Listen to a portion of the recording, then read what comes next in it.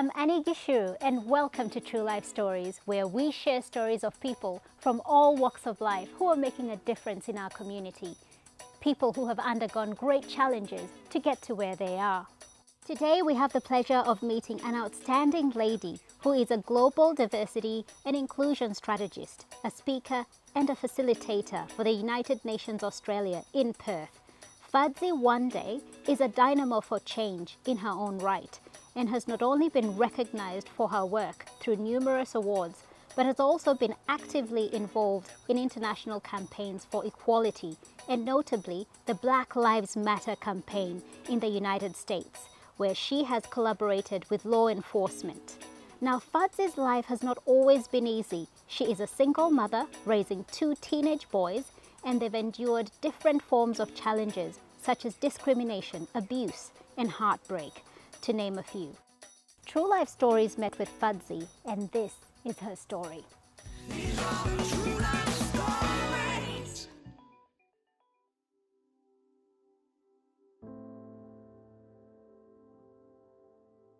The defining moment for us moving to Australia really came through my ex-husband. He was offered a job working for a mining company. It was quite, strange the way it happened. It was never on my bucket list or to-do list, and we found ourselves in Singleton, New South Wales. When people found out we're moving to Australia, a lot of people said, it's a racist country, and it sounds like you're going to the country. And so we really came with the perception that we're going to have a difficult time.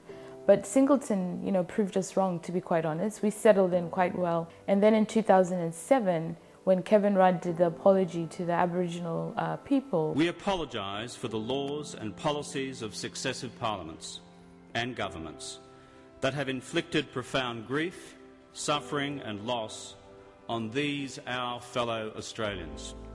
What we noticed was the next day when the kids went to school, they started being called names. Initially, I was really confused by that because we had been there for over a year and we'd had no problems like that. The people were really friendly. But I attributed it back to the fact that obviously the apology stirred up some feelings. A couple of weeks later, I actually found my young son. It sounded like the tap was running. So I went into the bathroom and I found him trying to scrub his hands. And I said, "What are you doing?" And he said, "I'm trying to wash the dirt off my hands, but it won't come off." And he said, "Mom, we're dirty. The kids at school told me you need to change your soap because every time I wash, it doesn't come off." And so that's when I realized that it was actually a problem, and we moved the schools. And I guess being the only African family, and for him not being able to see people who looked like him, it was easy to believe that he could have been dirty. I mean, he was only 4.5, 5 years old at the time. So that's when, to me, race became an issue. I don't think Australia is racist.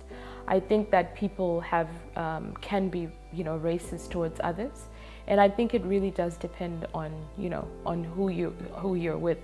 So, the blanket term would be very, very unfair because I have experienced racism, even in Africa, where there's a majority of Black people. So my challenges around race or discrimination would probably start when I was in Singleton and the experience I had with the boys. That was really hard. I think that was when I was first confronted with, actually, we're Black. Not that we didn't know that, but it was just real. And I knew that I had to sort of try and instill a sense of value in him. But I also applied for a job, and I was quite confident that I would at least get an interview. And I did. I was selected. The selection, I think they shortlisted. And when I went for the interview, I realized that I wasn't really called for an interview because the gentleman said to me, "You could have been called Karen Wilson, and we wouldn't have noticed or known that you were a Black woman. And it's only because I read some of the places you lived, and I realized, and your name." And so I was still trying to figure out what that had to do with anything. I asked him and I said, "So am I here for an interview?" And he said, "No, I just really wanted to meet with you." And then he said, "I have a question. to ask. And he said, I am from England, and I just wonder, do you have a problem with people taking you seriously because you're black?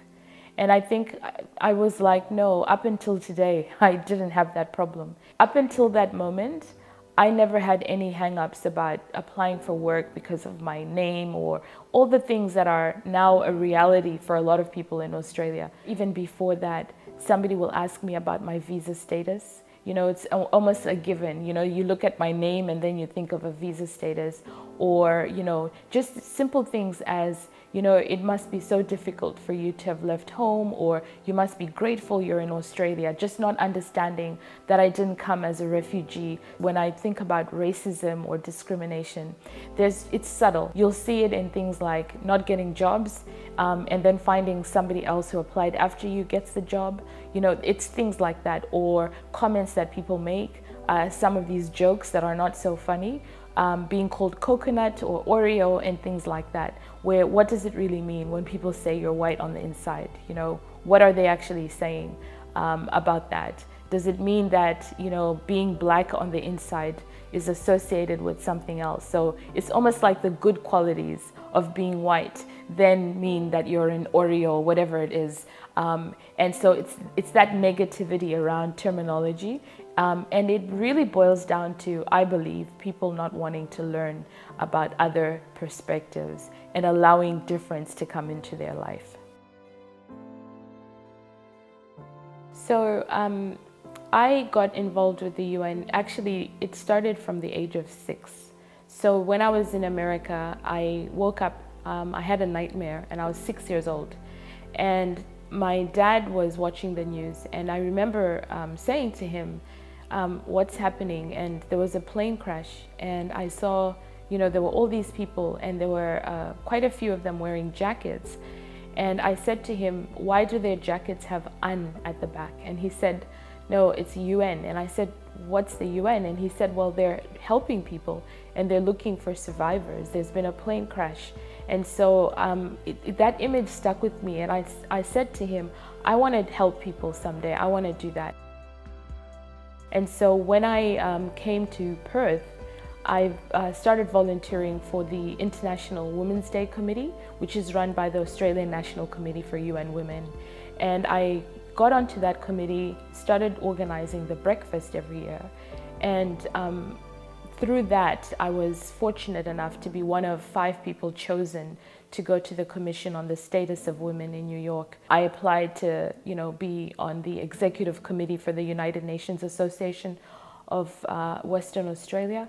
And again, they elected me as the human rights chairperson. So that's a huge achievement, and one that I feel really privileged and honored to be. But it's all about helping people. I think ultimately that's what it's about. And so I just feel really blessed that I'm able to do that with an organization that I've admired since the age of 6.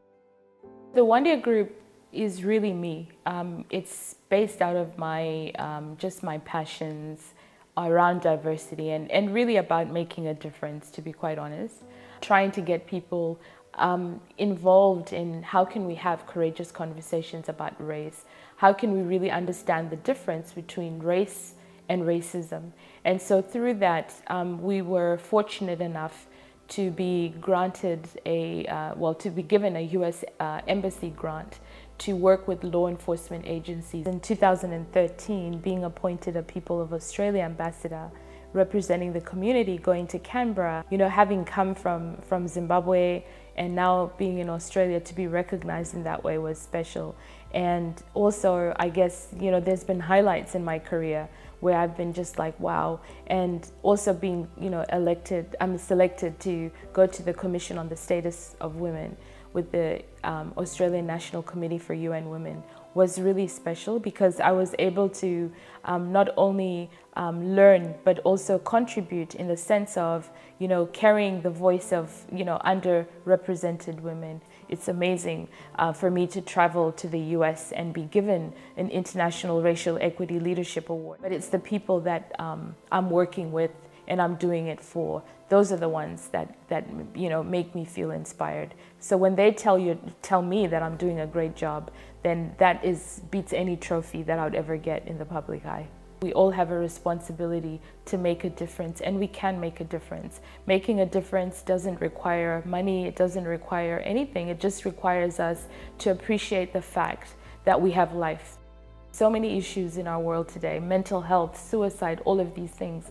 And so I feel like every time I breathe, you know, I have a responsibility to make a difference. And I think that my faith is a big driver in that, you know, and I feel like I have been given a mission and a mandate to do what I do. And so I'm thankful to be alive. And so I will just play my part in making a difference. And hopefully my children will do the same, and then we can change a generation so that we don't talk about these things in 20, 30, 40 years. I feel like we've been talking about the same thing over and over again, and there's a reluctance on us as individuals to change. But I think we can change, and I guess that's the call that I would make to everybody, is that you have life, you are breathing, which means that you're more blessed than a lot of other people who aren't here today. And so how are you going to make a difference in your little community, in your family?